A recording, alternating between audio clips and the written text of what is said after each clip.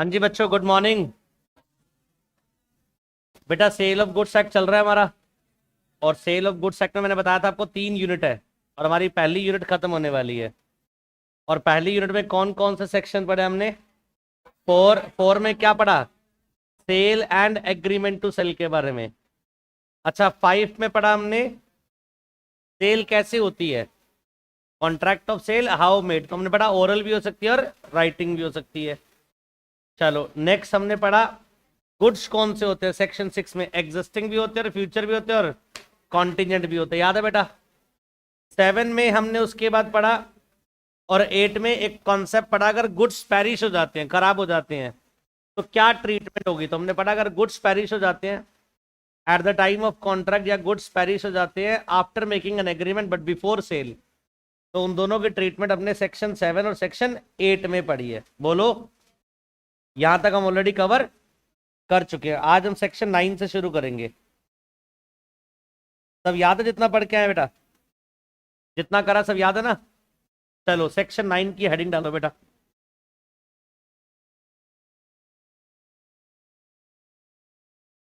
बेटा बातें नहीं यार प्लीज। सेक्शन 9 की हेडिंग डालो, ascertainment of price. Ascertainment of price. और इसके लिए जो सेक्शन है वो है 9 और 10। हाँ जी, क्या टॉपिक है बताओ? Ascertainment of price. अरे पीछे क्या हो गया भाई यार, क्यों बोले जा रहे हो? लिखो।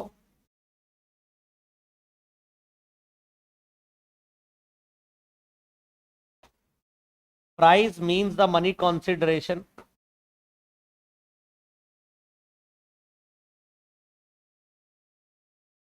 Price means the money consideration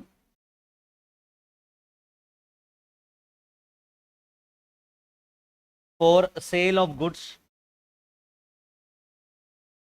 ये बात हमें पहले से पता है। प्राइस मतलब क्या होता है? Price means the money consideration for sale of goods by virtue of section 9।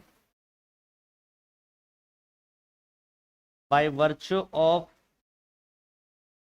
section 9, the price in the contract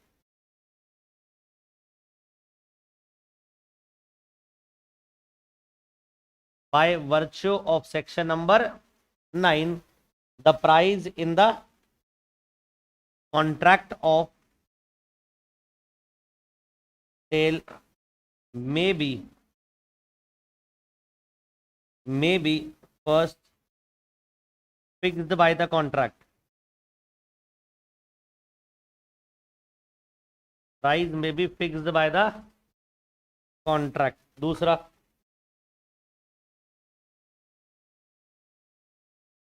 agreed to be fixed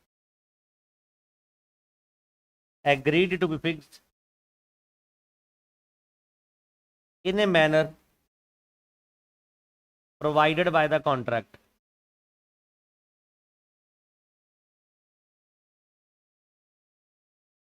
Agreed to be fixed in the manner provided by the contract. तीसरा, determined by the course of dealing between the parties.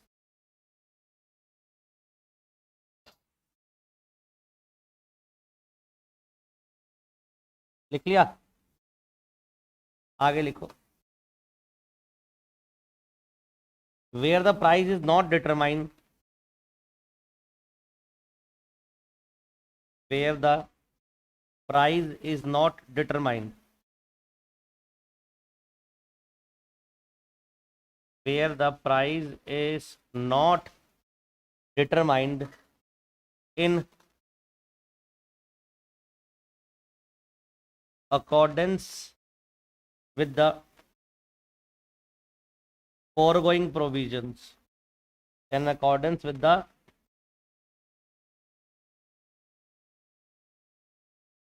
foregoing provisions, comma,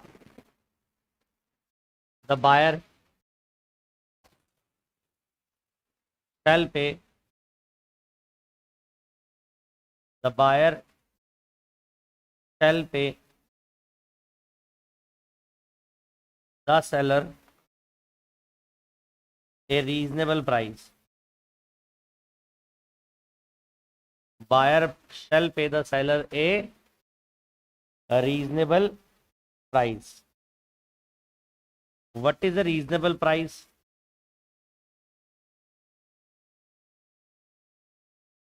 What is a reasonable price is a question of fact. Is a question of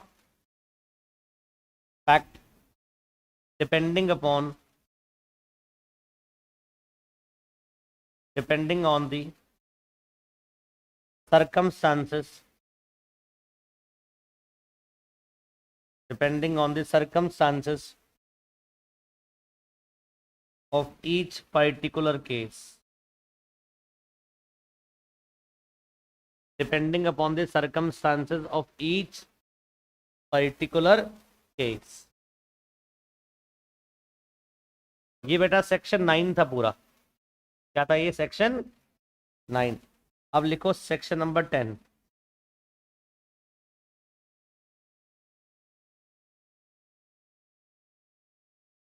agreement to sale at valuation. Agreement to sale at valuation and section number 10। agreement to sell at valuation, section number 10 लिखो। where there is an agreement to sell, where there is an agreement to sell, where there is an agreement to sell goods on the terms that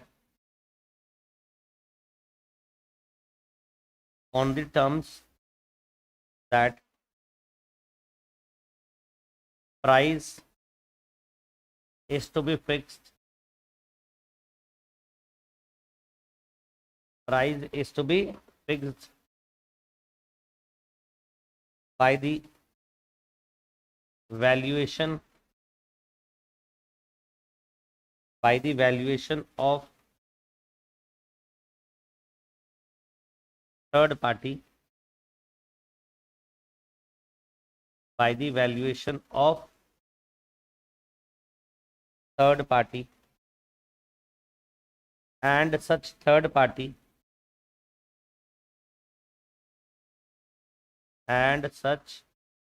third party cannot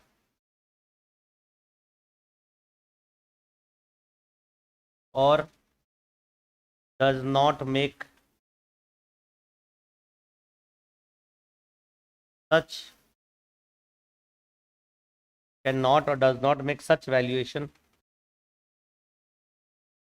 The agreement is thereby, the agreement is thereby avoided, the agreement is thereby avoided.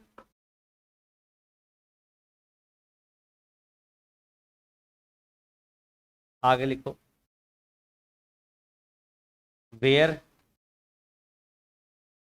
such third party is prevented, where such third party is prevented from making the valuation, is prevented from making the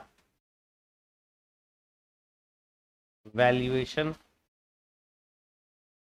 making the valuation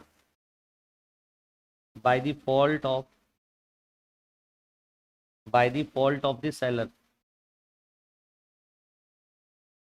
by the fault of the seller or buyer, the party not in fault, the party not in fault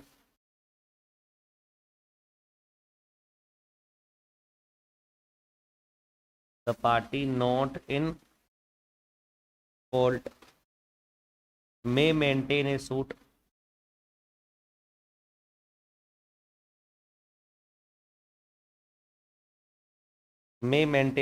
for damage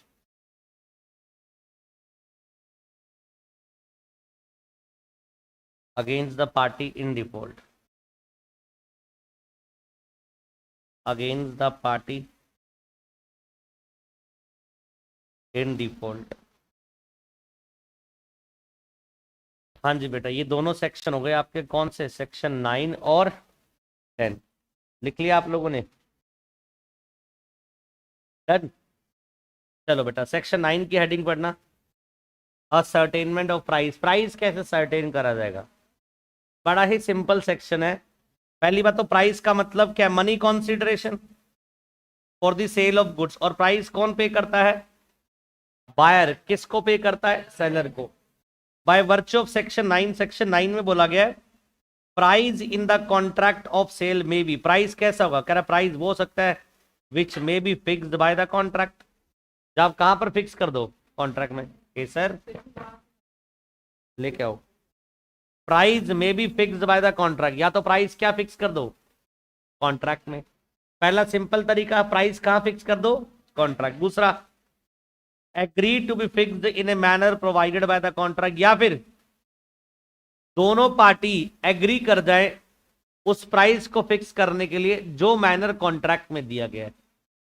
जो manner कहां बताया गया है, मतलब price पहले वाले point में क्या बोला? प्राइस ही फिक्स कर दो। दूसरे वाले में क्या बोल रहा है? प्राइस नहीं, मैनर फिक्स कर दो कि किस मैनर में प्राइस फिक्स करा जाएगा, और उस मैनर पे दोनों पार्टी एग्री कर जाए।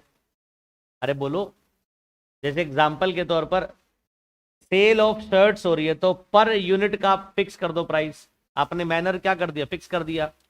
या फिर केजी के हिसाब से फिक्स कर दे, जितने रुपए केजी होगा। आपने क्या फिक्स कर दिया? मैनर। तो पहले वाले पॉइंट में क्या बोला? या तो प्राइस फिक्स कर दो। दूसरे वाले में क्या बोला? मैनर फिक्स कर दो कॉन्ट्रैक्ट में। तीसरा, या फिर determined by the course of dealing between the party, या फिर हाँ जी, जो बेटा पार्टीज डील कर रही हैं, जो सेलर बायर क्या कर रहे हैं? डील कर रहे हैं, वो खुद आपस में क्या करेंगे? मिलकर डिसाइड करेंगे। Determined by the course of dealing between the parties, आपस में जो डील कर रहे हैं उससे जो नेगोशिएटेड प्राइस आएगा वो भी हो सकता है। तो जरा बताना प्राइस कौन कौन से होंगे? पहला, या तो कॉन्ट्रैक्ट में फिक्स कर दो। दूसरा, मैनर फिक्स कर दो कॉन्ट्रैक्ट में। तीसरा, या फिर कोर्स ऑफ डीलिंग पे छोड़ दो। कह रहा अगर मान लीजिए इन तीनों में से कोई भी मेथड आपने ऑप्ट नहीं करा, फिर price is not determined in accordance with the forgoing provision. कितने तरीके से प्राइस? 3।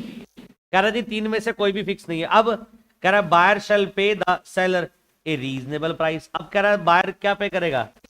रीजनेबल प्राइस पे करेगा। अब से सवाल उठता है रीजनेबल प्राइस क्या है? तो कह रहा what is reasonable price is a question of fact and depending upon circumstances of each particular case. हम नहीं बता सकते रीजनेबल क्या होता है, तो हर केस टू केस क्या होगा? वेरी करेगा, डिफर करेगा। हर सर्कमस्टांस में रीजनेबल प्राइस अलग अलग हो जाएगा। अरे बोलो यार, कोई चीज की शॉर्टेज चल रही है तो रीजनेबल प्राइस बहुत ज्यादा होगा। क्यों? डिमांड ज्यादा, सप्लाई कम है, तो भैया प्राइस बढ़ जाएंगे। डिमांड बहुत ज्यादा, सप्लाई कम है, तो बेटा एक्सेस में बढ़ा तो प्राइस कम रहेंगे। तो रीजनेबल प्राइस हम कहीं नहीं बता सकते। सेक्शन 9 ओवर बेटा। जरा बताइए प्राइस का मतलब क्या है? मनी कॉन्सिडरेशन, जो बायर सेलर को पे करता है। और कैसे कैसे प्राइस है बेटा? कॉन्ट्रैक्ट द्वारा फिक्स कर दो। दूसरा, मैनर फिक्स कर दो कॉन्ट्रैक्ट में। तीसरा, कोर्स ऑफ डीलिंग के ऊपर छोड़ दो। तीनों में से कोई भी प्राइस नहीं है तो फिर रीजनेबल प्राइस। 4 केस समझ आ गए? Section 9 over, section 10। ऐसा भी तो हो सकता है कुछ सेल ऐसी होती है जो वैल्यूएशन बेस पर होती है। क्या होती है?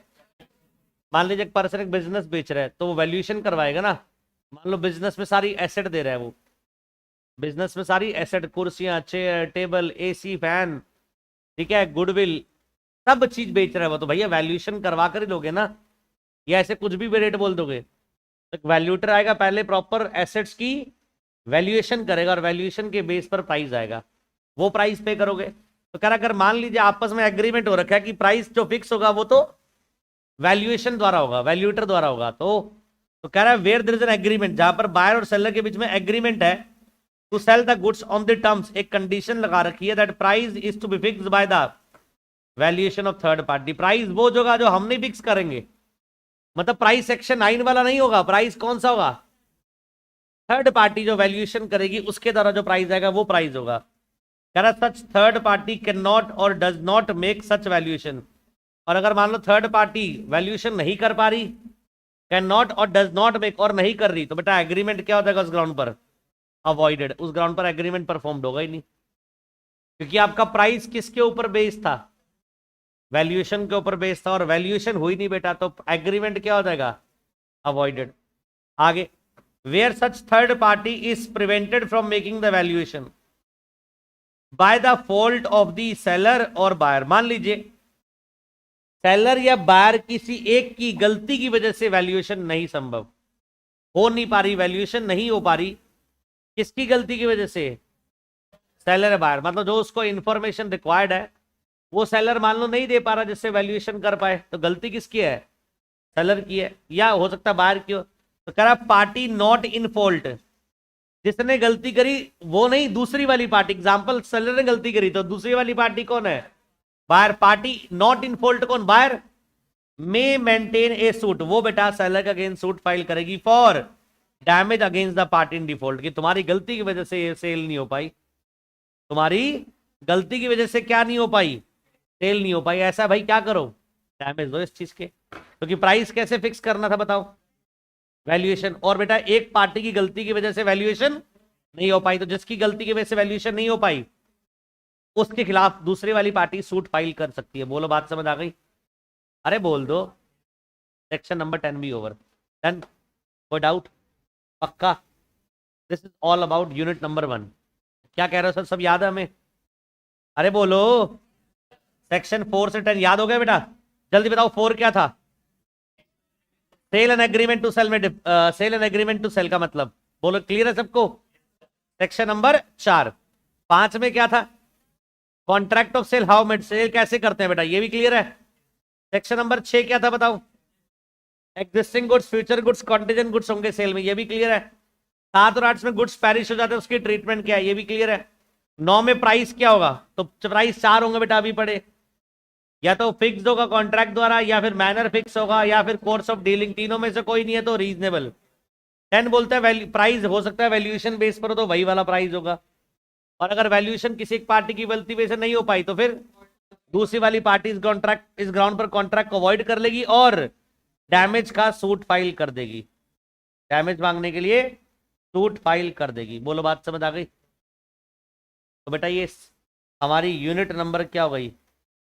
1 खत्म हो गई। अब यूनिट नंबर 2 शुरू हो रही है बेटा। आपको लिखने की नीड नहीं है, आपके लिए तो एक साथ एक जैसे चल रहा है पूरा एक्ट। मुझे बताओ सही याद हो रहा है बेटा सब कुछ? अरे बोलिए। यूनिट नंबर 2 बेटा मेनली जो बात करती है कंडीशन एंड वारंटीज की बात करती है। बहुत बढ़िया यूनिट है, और एग्जाम में जो पेपर आता है वो ज्यादातर यहीं से आता है। अब सुनो ध्यान से। अच्छा आपको पता होगा जब हम सेल परचेज करते हैं तो बेटा सेल परचेज के साथ कुछ कंडीशंस होती हैं। सेल जब होता है गुड्स तो उसके साथ कुछ कंडीशंस होती है, और कंडीशन के अलावा एक वारंटी भी होती है। वारंटी मतलब सेल के बाद वाली, आफ्टर सेल जो बेटा सर्विस होती है। जैसे सेलर बोलता है अगर गुड्स में कोई खराबी है तो हम जिम्मेवार हैं, हम इसको ठीक करवा कर देंगे, ये क्या होती है? वारंटी। तो अब इस पर्टिकुलर यूनिट में हम एक तो पढ़ेंगे कंडीशन के बारे में और एक वारंटी के बारे में। उसको समझने से पहले एक बात सुनो ध्यान से, एग्जाम्पल सुनो पहले। एग्जाम्पल, मिस्टर ए एक पार्टी है और मिस्टर बी एक पार्टी है, और इन दोनों में सेल परचेज हो रही है। मिस्टर ए कौन है? सेलर। मिस्टर बी कौन है? बायर। तो आपको लगता है जब सेल परचेज होती है तो बेटा बहुत सारी इंफॉर्मेशन एक्सचेंज होती है, बहुत सारी बातें सेलर बोलता है और बहुत सारी बातें बायर बोलता है। सेलर बोलता है ये बहुत बढ़िया प्रोडक्ट है, अच्छी अच्छी बातें बोलता है प्रोडक्ट के बारे में ना, तो मैं कह सकता हूं कुछ स्टेटमेंट ऑफ इंफॉर्मेशन आपस में एक दूसरे को दी जाएंगी, कुछ इंफॉर्मेशन एक्सचेंज की जाएगी, कुछ स्टेटमेंट एक्सचेंज की जाएंगी। अब सुनो, इसमें से कुछ होती है एक्सप्रेशन ऑफ ओपिनियन। सर क्या बात है, शर्ट पहन के लग रहा है कि आप ही हो सर, बॉलीवुड के सारे स्टार फेल्स हैं, आप ही लग रहे हो सर। आज तक रियल हीरो मैंने आज तक आप ही को देखा, कार्तिक नारायण के बाद आप ही लग रहे हो सबसे बढ़िया। ये क्या है? ये ओपिनियन है सेलर की, और आप लगते हो बिल्कुल बेकार, लप्पू सा सचिन लगते हो आप, देखा वो। तो मान लीजिए आप लग अच्छे नहीं रहे, बट सेलर आपको क्या बोल रहा है? सर बहुत बेहतरीन लग रहे हो, अगर आप पार्टी में गए तो आप ही को सब लड़कियां देखेंगी, और सही में आपको घूर घूर के देख रही है, बस नजरिया चेंज है इस बार। अब मुझे बताइए, ये है ओपिनियन सेलर की, ये क्या है? क्या सेलर इसके लिए बाउंड होता है? नहीं। सेलर अपनी ओपिनियन देता है, सर आप पे बहुत अच्छी लग रही है, आपको बहुत ज्यादा अच्छे कमेंट्स मिलेंगे अगर आप पार्टी में शर्ट पहन कर जाओगे, और आपको कोई कमेंट्स ना मिले तो आप सेलर पे आकर बोल नहीं सकते कि भैया आपने जो मुझे बोला था वो तो हैपन नहीं हुआ, इस वजह से आपने कॉन्ट्रैक्ट का ब्रीच कर दिया, सेल की ब्रीच कर दिए कंडीशंस को, देयरफॉर आप लाइबल हो। कह रहा नहीं, एक्सप्रेशन ऑफ ओपिनियन के लिए सेलर लाइबल नहीं होता। अरे बोलो यार, क्या बोला मैंने अभी तक? कि जब भी सेल परचेज होती है तो बायर और सेलर के बीच में बहुत सारी स्टेटमेंट एक्सचेंज होती है, इंफॉर्मेशन एक्सचेंज होती है, इसमें से कुछ को कहा जाता है statement of expression of opinion. Opinion नाम से समझ आ रहा है, मतलब सेलर की बायर के प्रति क्या है वो ओपिनियन है। अरे बोलो, यहां तक बात समझ आ रही है? कोई डाउट?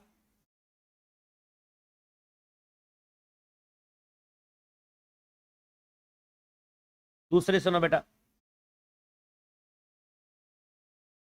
और कुछ होती है स्टिपुलेशन। अभी स्टिपुलेशन को मतलब समझिए कंडीशन। अभी मैं जो बोल रहा हूं स्टिपुलेशन का मतलब क्या है? कंडीशन। सेलर ने सेल करा कंडीशन लगाकर, बताओ उस कंडीशन के लिए सेलर लाइबल है या नहीं है? यस, उस कंडीशन के लिए सेलर लाइबल होगा। एग्जाम्पल के तौर पर सेलर ने बोला सर ये कार परचेज कर लीजिए, 25 किलोमीटर पर किलोमीटर की माइलेज है। अगर क्लेम करते हैं और वो नहीं मिलता क्लेम बायर को, तो बताओ क्या बोलेंगे? जिन कंडीशन पर सेल हुई थी वो कंडीशन वॉयलेट हो गई। अरे बोलो, इसको स्टिपुलेशन बोलेंगे। क्या बोलेंगे इसको? मुझे एक बात बताइए, कॉन्ट्रैक्ट में इंक्लूड करें एक्सक्लूड करें? ये कॉन्ट्रैक्ट में इंक्लूड करेंगे। अच्छा, एक्सप्रेशन ऑफ ओपिनियन इंक्लूड करना है एक्सक्लूड करना है? हाँ जी, इंक्लूड तो नहीं करना, not included in contract, because सिर्फ क्या है ये ओपिनियन है बेटा। और जब मैंने बोला स्टिपुलेशन कोई कंडीशन है, इसको हम कॉन्ट्रैक्ट में क्या कर देते हैं? इंक्लूड कर देते हैं। यहां तक बात समझ आ रही है बेटा? अब अगर मान लीजिए कोई एक्सप्रेशन ऑफ ओपिनियन जो है, क्या इसके बेस पर क्या सेलर लाइबल होगा? Seller is not liable. चलो आइए बताइए, जो स्टिपुलेशन लगाई थी सेलर ने और वो अगर फुलफिल नहीं हो पाई, क्या उसके बेस पर सेलर लाइबल होगा? Answer is yes, seller is liable. Very good, यहां तक बात समझ आ रही है? क्या पढ़ा हमने कि जब भी सेल परचेज होती है तो बायर सेलर के बीच में बहुत सारी स्टेटमेंट इंफॉर्मेशन एक्सचेंज होती है, उसमें से कुछ एक्सप्रेशन ऑफ ओपिनियन है, कुछ स्टिपुलेशन है। स्टिपुलेशन का मतलब यहां पर आप कंडीशन मानिए। आ रही बात समझ? जो एक्सप्रेशन ऑफ ओपिनियन है वो कॉन्ट्रैक्ट में इंक्लूड नहीं होती और सेलर उसके लिए लाइबल नहीं होता, पर जो स्टिपुलेशन है वो कॉन्ट्रैक्ट में इंक्लूड भी होती है और सेलर उसके लिए लाइबल भी होता है। बोलो, यहां तक बात समझ आ गई? पक्का अब नोट करो बेटा, जो लिख रहा हूँ वो लिखिएगा।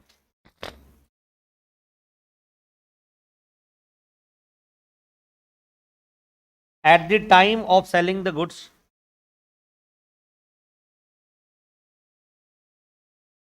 at the time of selling of goods, this the seller usually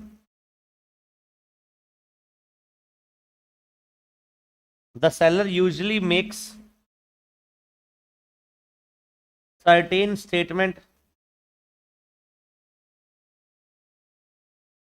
The seller usually makes certain statement or a representation with a view to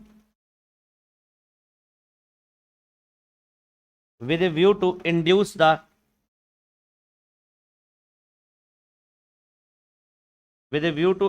the intending buyer to purchase the goods.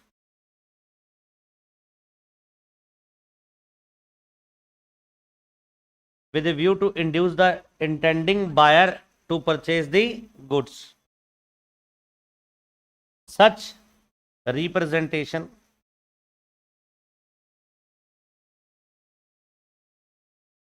such a representation are generally such representation are generally about the nature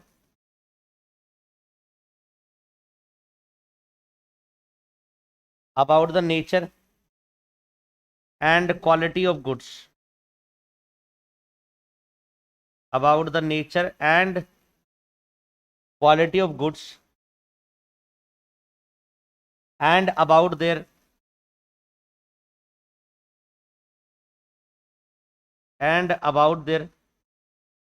fitness for buyer purpose.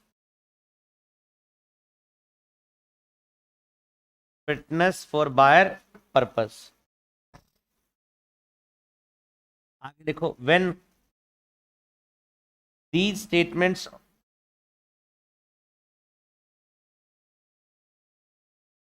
when these statements or representation when these statement or representation do not form a part of the contract of sale,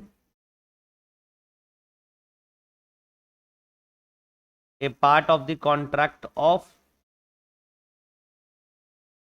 sale,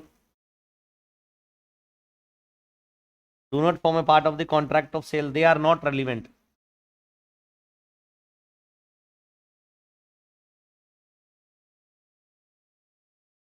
They are not relevant and have no legal effect.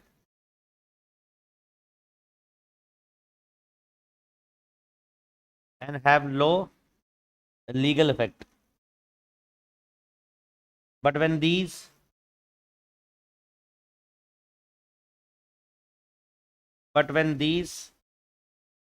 form part of the contract, when these form part of the contract of sale and buyer relies upon them,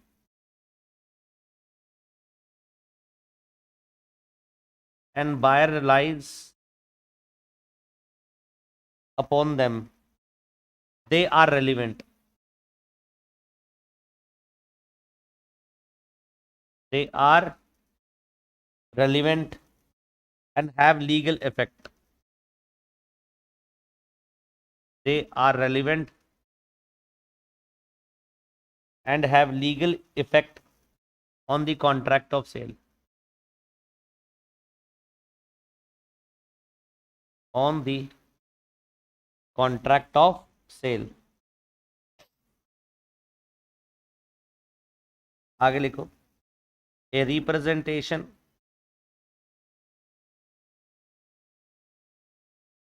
which forms part of the contract, which forms part of the contract which forms part of the contract. It is called stipulation. It is called stipulation. It is called stipulation.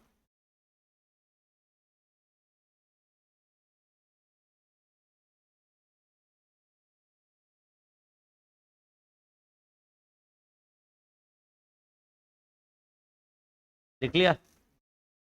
आगे लिखो, the more significant stipulation,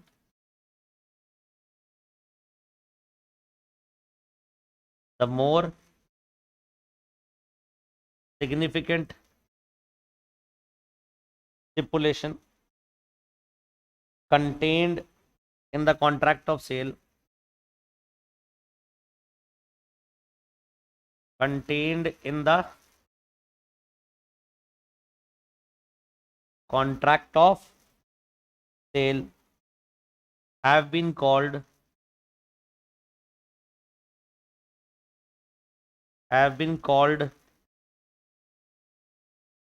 as conditions, while the less significant stipulation,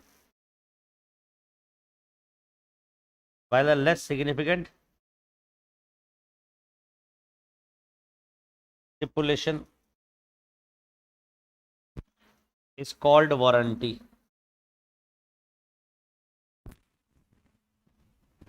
Is called warranty.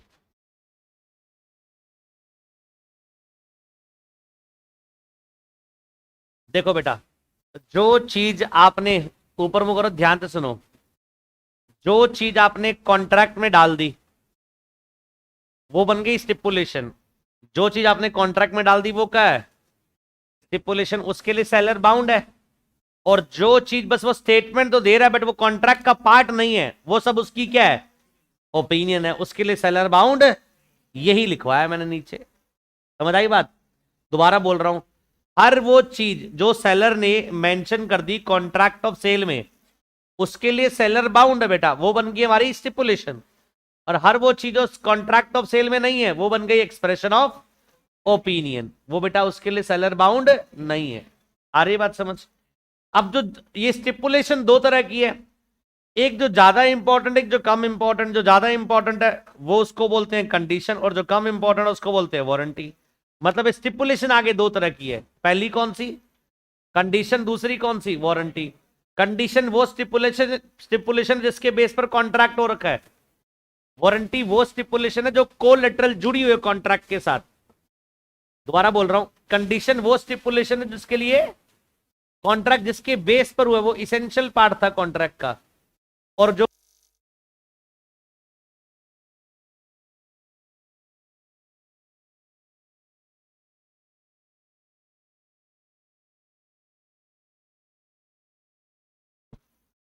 Warranty है, stipulation मैंने बोला जो क्या है,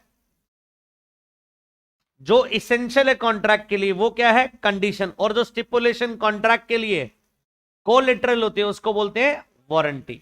बोलो बात समझ आ गई? और हर वो चीज जो कॉन्ट्रैक्ट में आपने मेंशन कर दी बेटा, वो क्या बन गई? स्टिपुलेशन। और हर वो चीज जो कॉन्ट्रैक्ट में नहीं है वो क्या है? ओपिनियन। और स्टिपुलेशन के लिए सेलर लायबल होगा, बाउंड होगा वो, और वो ओपिनियन के लिए सेलर लायबल, सेलर बाउंड नहीं होगा। आ रही बात समझ? एक आपने ऐड देखी विराट कोहली की? विराट कोहली टीवीएस स्पोर्ट्स पर जा रहा होता है, टीवीएस बाइक आती है, और जा रहा होता है रेड लाइट पे हेलमेट लगा के, लड़कियां घूर घूर के उसको देखती हैं। उसको नहीं, टीवीएस वालों को कहना है विराट को नहीं देख रही लड़कियां, वो बाइक को देख रही हैं। और टीवीएस स्पोर्ट्स सबसे सस्ती बाइक है मार्केट में। मैं कहना क्या चाह रहा हूं, टीवीएस स्पोर्ट्स सबसे क्या है?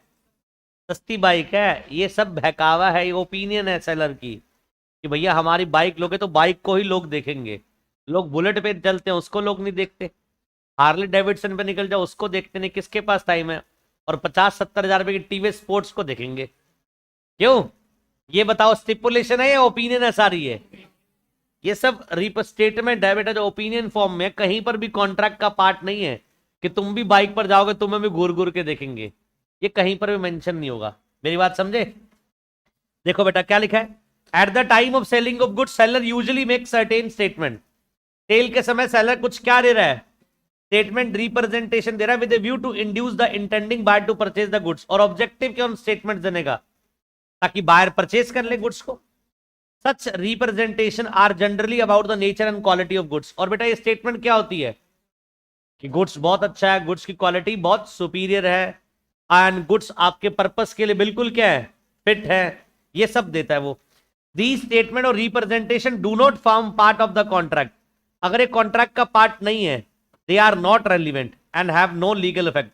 ना उसका कोई रेलिवेंस है, ना उसका कोई लीगल इफेक्ट है। क्या बोलोगे इनको, opinion. But when these statement form part of the contract, जब ये कहां डाल दी जाए, कॉन्ट्रैक्ट में, and buyer relies upon them, और बायर इसके फेथ पर कॉन्ट्रैक्ट कर रहा है, now they are relevant and have legal effect.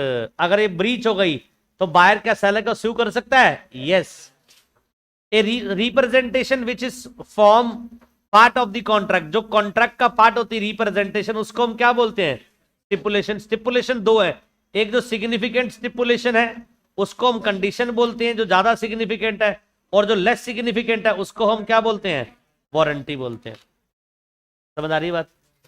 पक्का? तो बेटा एक तो मैंने आपको बताया expression of opinion on the part of seller, एक मैंने बताया आपको स्टिपुलेशन, और एक मैंने आपको बताया कंडीशन, और एक आपको बताया वारंटी। और कंडीशन और वारंटी क्या है? स्टिपुलेशन ही तो है। कंडीशन वारंटी क्या है? स्टिपुलेशन, जो किसका पार्ट है? कॉन्ट्रैक्ट का पार्ट है, और उनका लीगल इफेक्ट होता है। अगर कोई भी ब्रीच हो जाए तो बायर के पास रेमेडी है।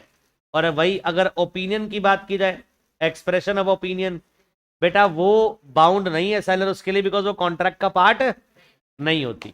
बोलो बात समझ आ गई? डन? अरे बोलो। चलो अब शुरू करते हैं बेटा। Condition and warranty, section number 12, heading डालो। ये बिल्कुल बेस समझ आ गया? कंडीशन, अच्छा बताओ एक्सप्रेशन ऑफ ओपिनियन क्या समझ आ गया? स्टिपुलेशन क्या समझ आ गया? कंडीशन क्या ये भी समझ आ गया? और वारंटी क्या है? अब डिटेल में कंडीशन और वारंटी के बारे में लिखते हैं बेटा। Condition and warranty, section number 12।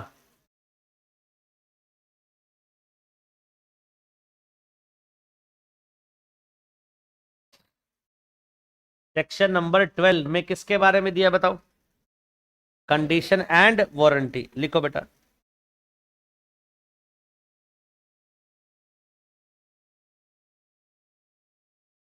A stipulation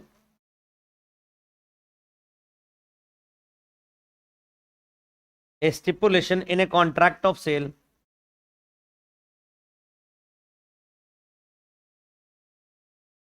a stipulation in a contract of sale with reference to goods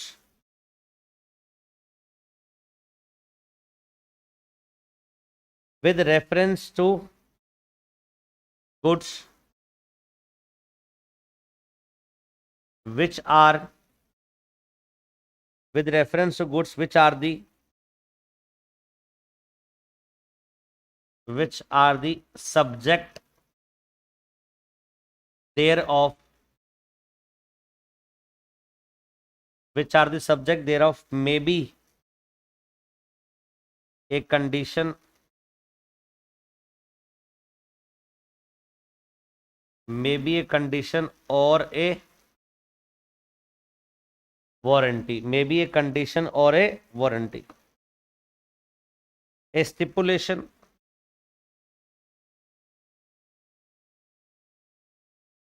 a condition is a stipulation, ऐसे लिखना है, a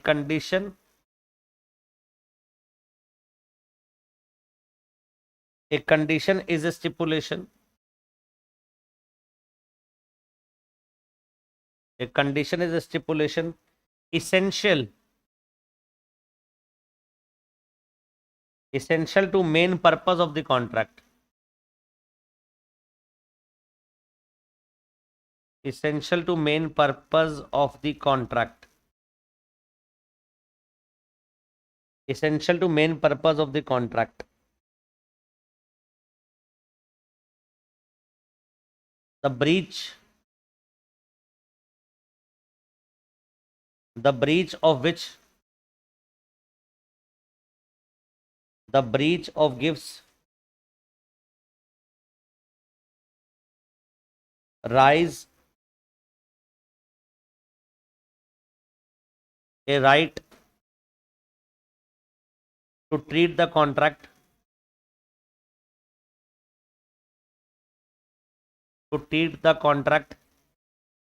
as repudiated.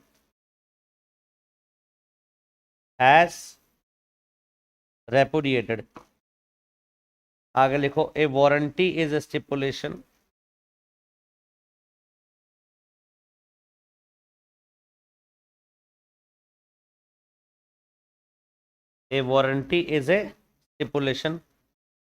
collateral to the main purpose of contract.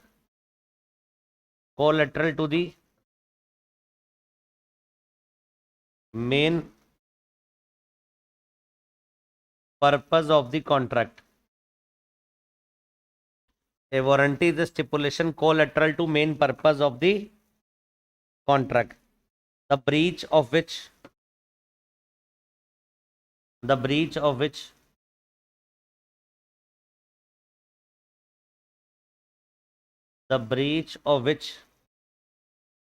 give rise to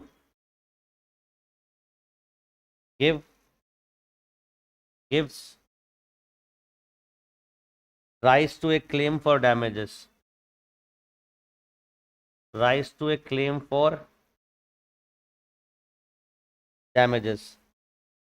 But not to a right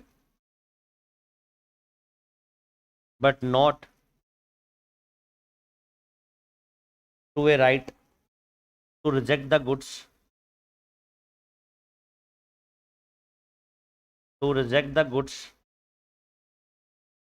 and treat the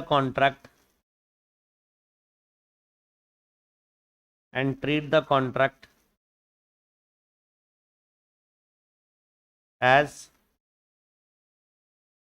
repudiated. And to treat the contract as repudiated. लिखो बेटा इसको और एक बार पढ़ो.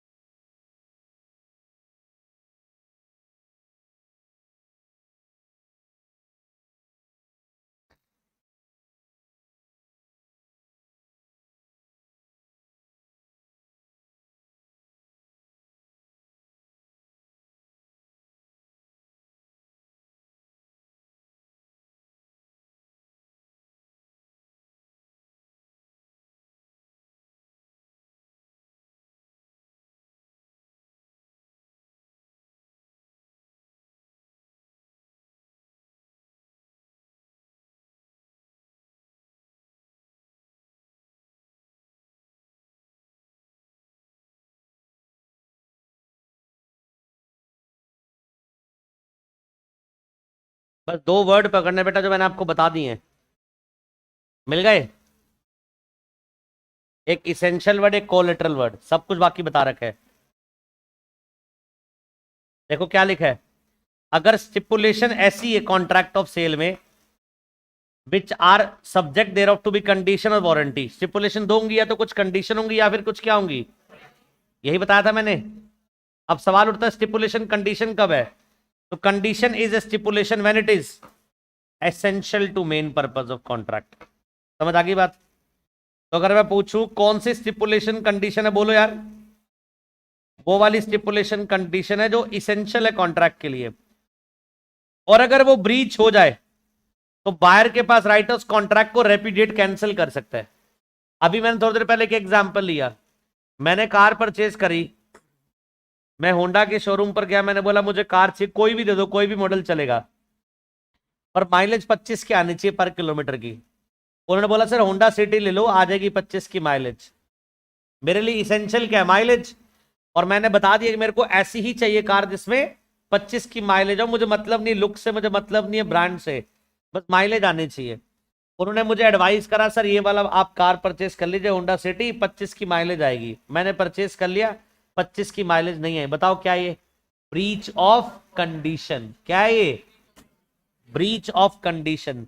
तो ऐसी कंडीशन जो कॉन्ट्रैक्ट की कौन सा पार्ट हो, एसेंशियल पार्ट हो, कॉन्ट्रैक्ट का कौन सा पार्ट हो, एसेंशियल। और अगर वो ब्रीच हो जाए, अगर वो क्या हो जाए ब्रीच, तो बताओ कौन सा राइट मिलता है बायर को, नहीं बायर का राइट है उसके ब्रीच हो जाने पर वो कॉन्ट्रैक्ट को रेपुडिएट कैंसिल कर सकता है और अपना पैसा वापस ले सकता है। और दूसरा क्या है वारंटी, वारंटी बताओ इसेंशियल है कोलेटरल है, तो वारंटी की ऐसी स्टिपुलेशन है जो कोलेटरल होती है मेन पर्पस ऑफ कॉन्ट्रैक्ट के लिए। मुझे एक बात बताओ, वारंटी सेल के बाद की बात आती है पहले की बात होती है? अगर वारंटी ब्रीच हो जाए तो breach of which give right to claim for damage, buyer क्या मांग सकता है सेलर से, damage, but not a right to reject the goods. कारण बताओ, क्योंकि गुड्स तो ऑलरेडी वो एक्सेप्ट कर चुका है, गुड्स में खराबी हो सकता है 2 साल बाद आई, तो वो तो गुड 2 साल पहले तो कंडीशन पूरी हो चुकी है ना, उस गुड्स को एक्सेप्ट कर चुका है। आज ब्रीच ऑफ कंडीशन हुआ, ब्रीच ऑफ वारंटी हुआ 2 साल बाद, वारंटी ब्रीच हुआ तो कारण ना तो रिजेक्ट करेगा और ना ही कॉन्ट्रैक्ट को ट्रीट करेगा एज रेपुडिएटेड, बस क्या क्लेम करेगा, डैमेज क्लेम करेगा। अरे बोलो यार, मतलब ये है कि अगर स्टिपुलेशन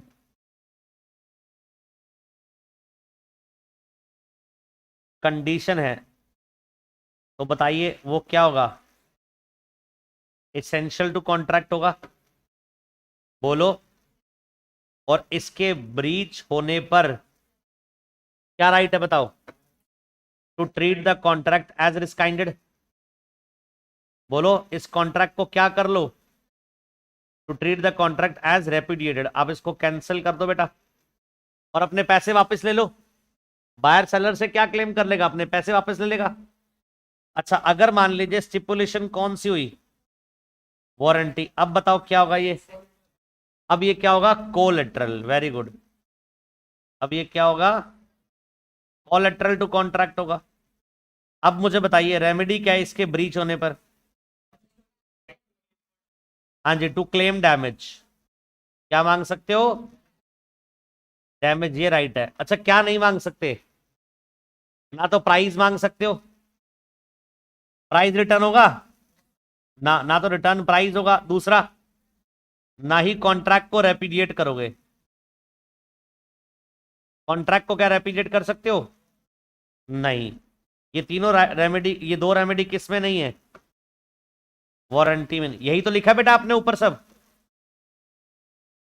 अरे बोलो, तो वारंटी ब्रीच पर सिर्फ एक रेमेडी है, कौन सी, कि डैमेज क्लेम करेंगे, और कंडीशन ब्रीच पर कौन सी रेमेडी है, कॉन्ट्रैक्ट को रेपुडिएट करके गुड्स रिटर्न करके पैसे वापस ले लो। क्या इधर आप अपने क्लेम कर सकते हो फंड्स, अरे बोलो, हाँ क्लेम करो प्राइस, बिकॉज कॉन्ट्रैक्ट कैंसिल होगा बेटा, आप क्या मांग सकते हो, प्राइस मांग सकते हो, बट इधर क्या प्राइस आएगा, डैमेज में नहीं, प्राइस नहीं आएगा, इधर सिर्फ क्या मिलेंगे, डैमेज। यही आपने सब ऊपर लिखा है बेटा, जो लिखा हुआ है ये।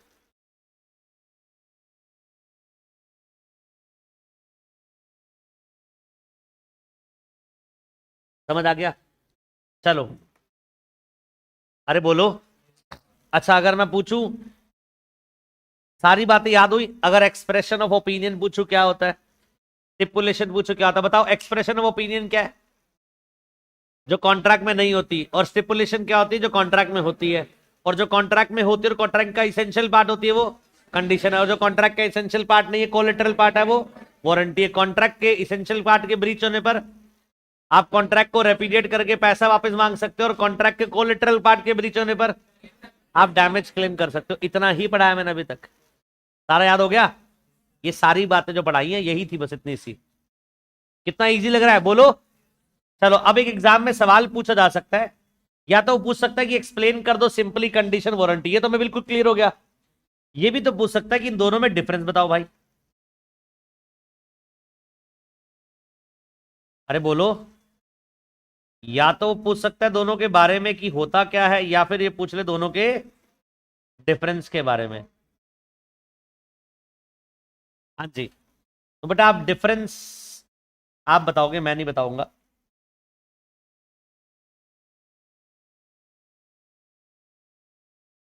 चलो पहला, इधर हम लिखेंगे कंडीशन के बारे में और इधर हम लिखेंगे वारंटी के बारे में। और पहला क्या हो जाएगा? बेसिस। Very good. पहली कंडीशन, कंडीशन क्या है बताओ? एसेंशियल है। और ये क्या है? वेरी गुड, कोलेटरल है। अच्छा, इसको मीनिंग दे दूं बेटा? बेसिस हमारा क्या हुआ? मीनिंग हुआ ये। दूसरा बताओ, ब्रीच पर क्या रेमेडी मिलेंगी? यहां पर ब्रीच में रेमेडी क्या है बताओ? रेमेडी क्या मिलेगी? कॉन्ट्रैक्ट आप रेपिडिएट कर सकते हो।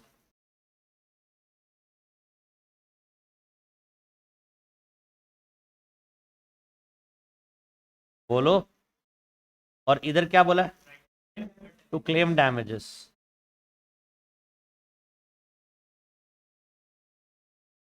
चलो नेक्स्ट। क्या मैं बोल सकता हूं breach of condition is also breach of warranty?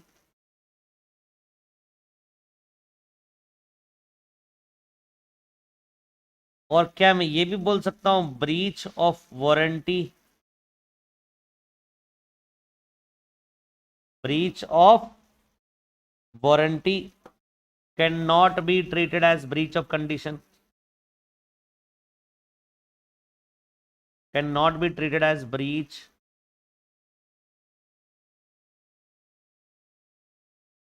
Of condition. ये किसकी बात करता है? कन्वर्जन।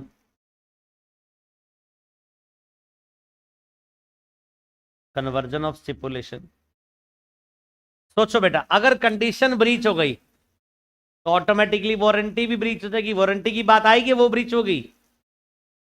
अरे भैया, जब कंडीशन ब्रीच हो गई तो सेल ही कंप्लीट नहीं, वारंटी की बात आएगी?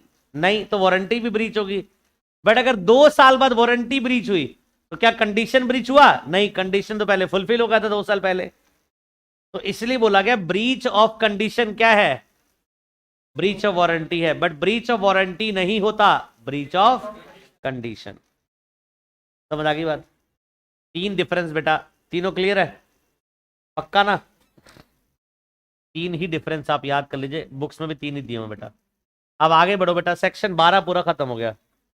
अब लिखो बेटा section number 13, when condition to be treated as warranty.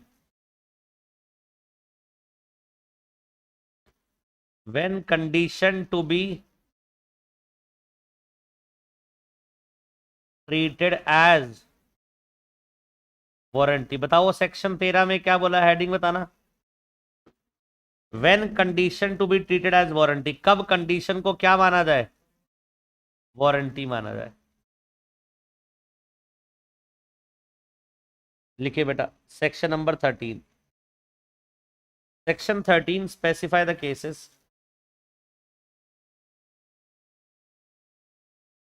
Section 13 specify cases where a breach of condition, where a breach of condition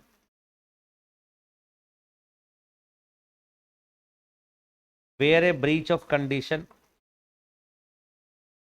be treated as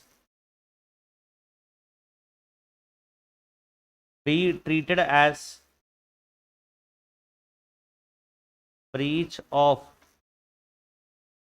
warranty as a result of which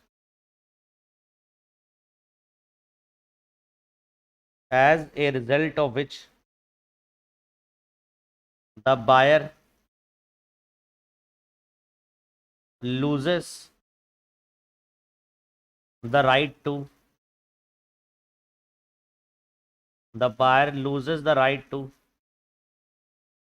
rescind the contract.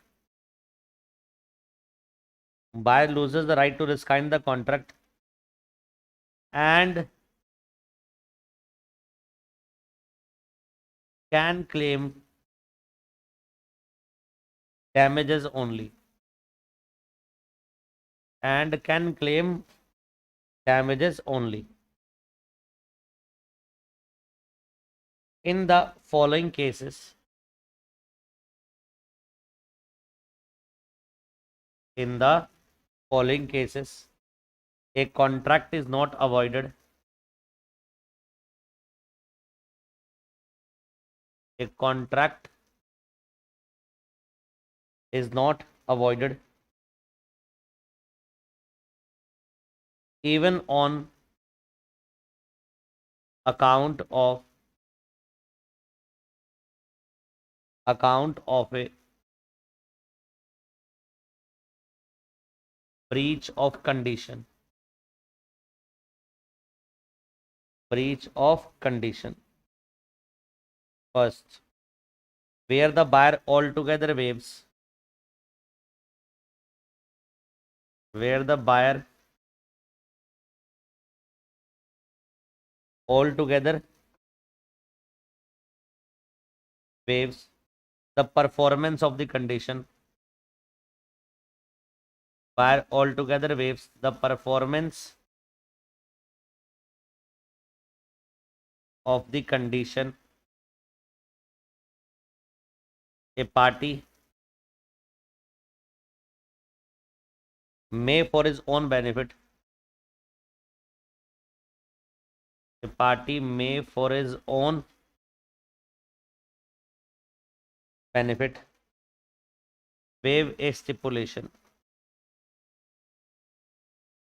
A party may for his own benefit may waive for a stipulation. It should be a voluntarily waiver. It should be a voluntarily waiver. दूसरा, where the buyer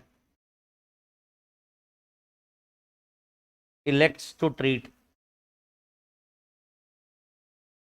Where the buyer elects to treat the breach of condition. Elects to treat the breach of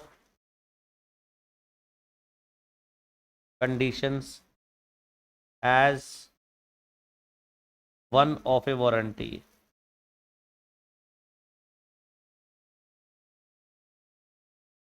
As one of a warranty.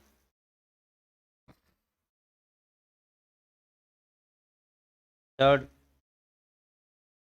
where the contract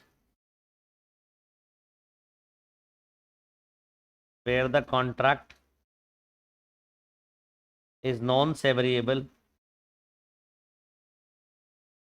Where the contract is non-severable and the buyer has accepted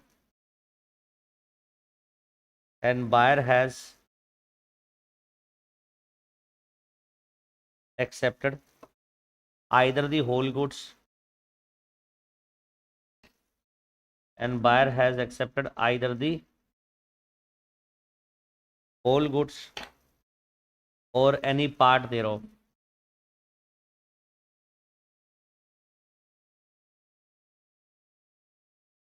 Or any part thereof. Next, where the fulfillment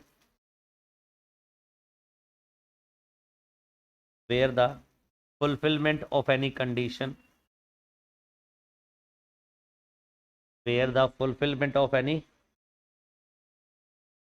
condition or warranty is excused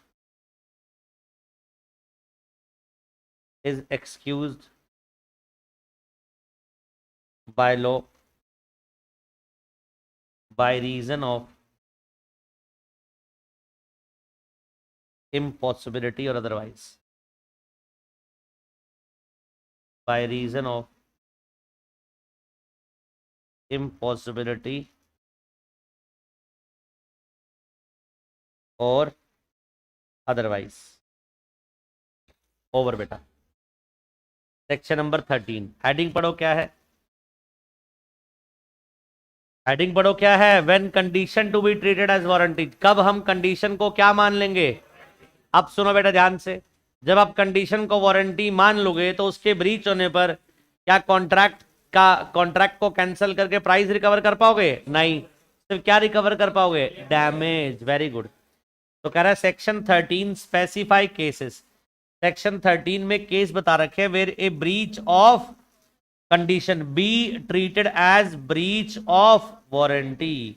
समझे, section 13 में specify करेंगे section cases जहां पर breach of condition को क्या माना गया है, breach of warranty, as a result of which buyer loses the right to rescind, buyer contract को रिस्काइंड नहीं कर सकता एंड क्लेम डैमेज ओनली, और क्या मांग पाएगा, सिर्फ डैमेज। अब वो कौन से केसेस है बेटा, नीचे लिखे पहला case, where the buyer altogether waives the performance of the condition, buyer waive कर देता है, छूट दे देता है सेलर को, भैया तुम्हें कंडीशन को फुलफिल परफॉर्म करने की नीड नहीं है।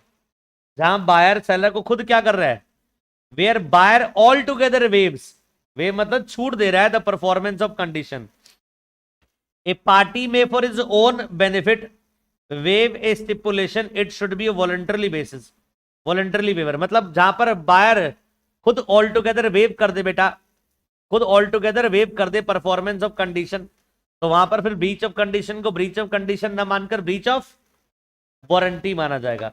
दूसरा, जहां पर बायर इलेक्ट चूज कर ले कि मैं ब्रीच ऑफ कंडीशन को ब्रीच ऑफ कंडीशन ना मानकर ब्रीच ऑफ वारंटी मानूंगा, वहां पर भी ब्रीच ऑफ कंडीशन क्या है, ब्रीच ऑफ वारंटी है। पहला केस क्या था, जहां पर बायर वेव कर दे परफॉर्मेंस ऑफ कंडीशन। दूसरा, जहां पर बायर ब्रीच ऑफ कंडीशन को ब्रीच ऑफ वारंटी मान ले। तीसरा, जहां कॉन्ट्रैक्ट क्या है, नॉन सेवरिएबल है and buyer has accepted either the whole goods और एनी पार्ट देयर ऑफ, मतलब एक कॉन्ट्रैक्ट है नॉन सेवरेबल, जो मतलब अलग अलग नहीं हो सकता, उसका कुछ पार्ट क्या हो चुका है, परफॉर्म्ड हो चुका है, कुछ पार्ट अभी क्या है, अनपरफॉर्म्ड है। और अगर बायर सेलर उसको परफॉर्म ना भी करे तब भी बायर उसको ब्रीच ऑफ कंडीशन नहीं मांग सकता, बिकॉज वो कुछ पार्ट परफॉर्म कर चुका है, इसलिए उसको ब्रीच ऑफ कंडीशन ना मानकर ब्रीच ऑफ वारंटी माना जाएगा। या फिर फुलफिलमेंट ऑफ एनी कंडीशन, या फिर कोई कंडीशन ऐसी है is excuse by reason of impossibility otherwise, कोई कंडीशन ऐसी जिसको फुलफिल करना अब नेक्स्ट इम्पॉसिबल है लॉ में, मना लॉ में कोई चेंजेस आ गए हैं जिसकी वजह से उस कंडीशन को फुलफिल करना अब क्या हो चुका है, इम्पॉसिबल हो चुका है, लॉ में चेंजेस आए हैं जिसकी वजह से हम ब्रीच ऑफ कंडीशन को ब्रीच ऑफ कंडीशन न मानकर ब्रीच ऑफ वारंटी मानेंगे। चारों केस समझ आ गए। बताओ सेक्शन 13 में कौन से चार केस है जहां पर ब्रीच ऑफ कंडीशन को ब्रीच ऑफ वारंटी माना गया। पहला, जहां बायर वेव कर रहा है ब्रीच ऑफ कंडीशन। दूसरा, जहां बायर ब्रीच ऑफ कंडीशन को ब्रीच ऑफ वारंटी मान रहा है। तीसरा, कॉन्ट्रैक्ट नॉन सेवरिएबल है, कॉन्ट्रैक्ट नॉन सेवरिएबल है और वहां पर सेलर ने कुछ पार्ट परफॉर्म कर दिया है। और फोर्थ, जहां कंडीशन को फुलफिल करना इम्पॉसिबल है बिकॉज चेंज इन लॉ हो चुका है, देयरफॉर हम कंडीशन को कंडीशन ना मानकर क्या मानेंगे, वारंटी मान लेंगे। सेक्शन 13 भी ओवर। तो इन चारों केस में हमें क्या मानना है, ब्रीच ऑफ कंडीशन को ब्रीच ऑफ वारंटी। और जब भी आप ब्रीच ऑफ कंडीशन को ब्रीच ऑफ वारंटी मानोगे तो बायर के पास सिर्फ कौन सा राइट आएगा, टू क्लेम डैमेज। क्या नहीं मांग सकता वो, कॉन्ट्रैक्ट को रिस्काइंड करके प्राइस नहीं क्लेम कर सकता। ओवर बेटा। सेक्शन 9 पढ़ा, 10 पढ़ा पिछली यूनिट का, और अभी 12-13। बट बेटा बहुत कुछ पढ़ लिया आपने 12-13 में। आपने एक्सप्रेशन ऑफ ओपिनियन जान लिया, स्टिपुलेशन जान लिया, कौन सी स्टिपुलेशन कंडीशन है, कौन सी स्टिपुलेशन वारंटी है, कंडीशन ब्रीच के होने के बाद क्या रेमेडी है, वारंटी ब्रीच होने के बाद क्या रेमेडी है, और कंडीशन वारंटी में डिफरेंस क्या है, और कब कब कंडीशन को वारंटी मान लिया जाएगा। समझ आ गई बात। चलो जी, आज के लिए इतना ही बेटा, बाकी नेक्स्ट क्लास में करेंगे। जितना पढ़ा याद होगा बेटा आज वाला, मुश्किल तो नहीं है ना, अभी तक जितना भी सोगा पढ़ा इजी है, सारा याद चल रहा है साथ साथ। चलिए इसके आगे कंटिन्यू करेंगे नेक्स्ट क्लास में। आज के लिए इतना ही, thank you so much, bye bye, God bless you all. और आज तो मैच है नेपाल के साथ, चलो जी बाय बाय।